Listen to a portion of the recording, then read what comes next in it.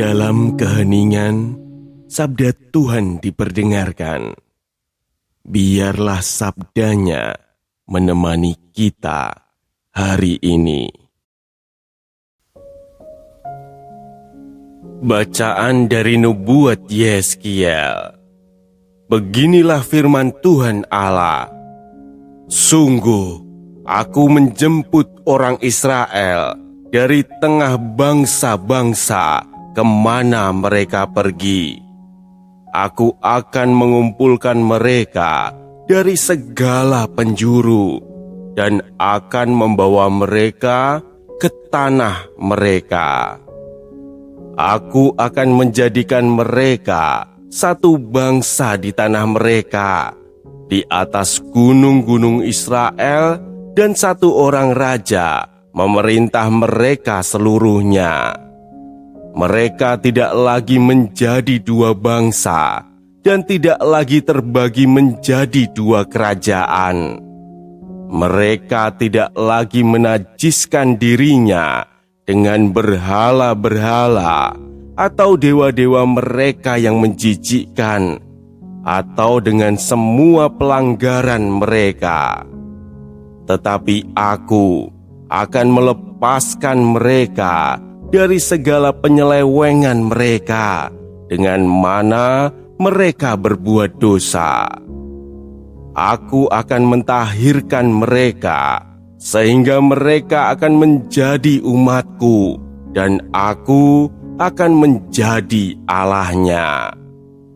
Maka hambaku Daud akan menjadi rajanya, dan mereka semuanya akan mempunyai satu gembala.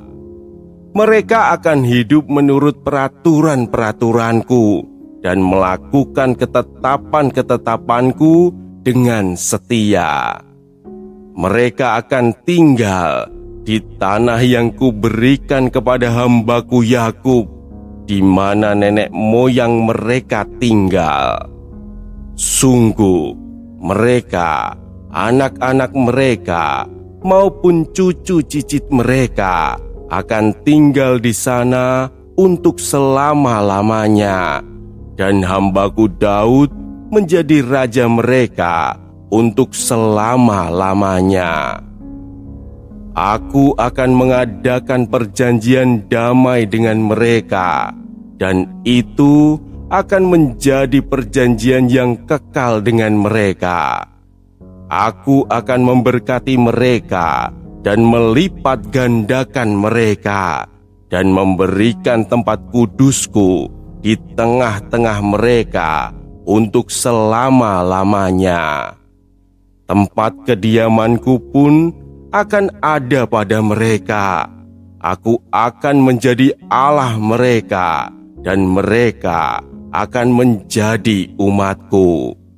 Maka bangsa-bangsa akan mengetahui bahwa aku, Tuhan, menguduskan Israel pada waktu tempat kudusku berada di tengah-tengah mereka untuk selama-lamanya.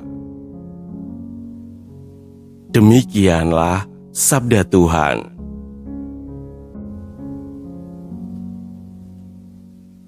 Saudara-saudaraku yang terkasih, melalui Nabi Yeskiel, Tuhan menyampaikan janji pemulihan bagi umat Israel.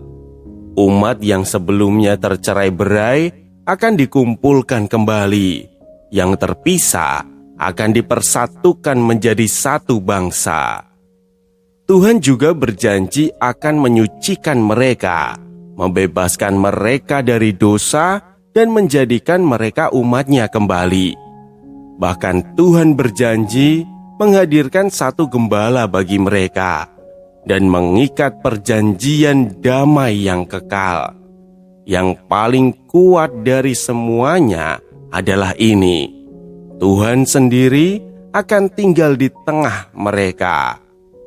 Sabda hari ini menunjukkan bahwa Tuhan tidak membiarkan umatnya tetap dalam keadaan terpecah dan jauh darinya. Ia mengumpulkan, memulihkan, dan mempersatukan kembali. Kesatuan itu bukan hanya soal kebersamaan, tetapi tentang hidup yang kembali tertata bersama Tuhan. Ketika Tuhan hadir di tengah umatnya, disitulah kehidupan dipulihkan. Di antara kita mungkin ada yang sedang merasa hidupnya tidak utuh. Ada bagian-bagian yang terasa terpisah.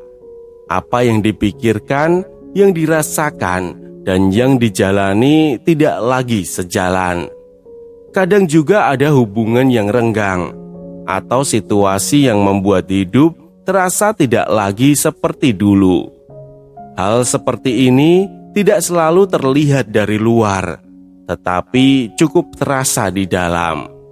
Dan seringkali orang hanya mencoba menjalaninya saja, tanpa tahu harus mulai dari mana untuk memperbaikinya.